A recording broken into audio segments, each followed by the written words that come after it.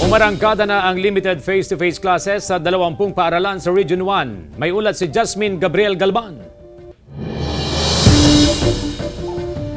Matapos sa ilalim sa Alert Level 2 ang Region 1, balik sa face-to-face classes ang 20 paaralan sa Ilocos Region. Kasabay nito ang mahigpit na monitoring sa kondisyon ng mga learner at implementasyon ng minimum health standards. Pinaghahandaan na rin ang implementasyon ng limited face-to-face classes sa iba pang mga paaralan. Simula sa Lunes, February 21, sasailalim na rin sa limited face-to-face classes ang 77 paaralan sa Region 1. Kasabay niyan ay ang tuloy-tuloy na evaluation at assessment sa iba't ibang mga paaralan.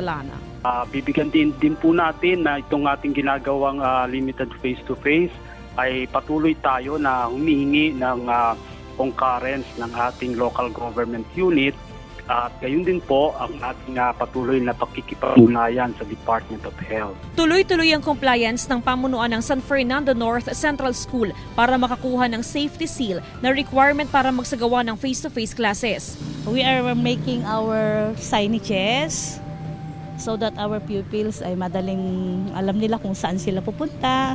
So makikita nyo may yellow at saka blue. Bukod sa 77 paaralan na nakatakda na rin sumailalim sa limited face-to-face classes, meron pang 16 na mga paaralan na posibleng magpatupad na rin ng face-to-face classes sa Marso. Mula sa La Union, kasama si Wilson C., Jasmine Gabriel Galban, Balitang Amyanan.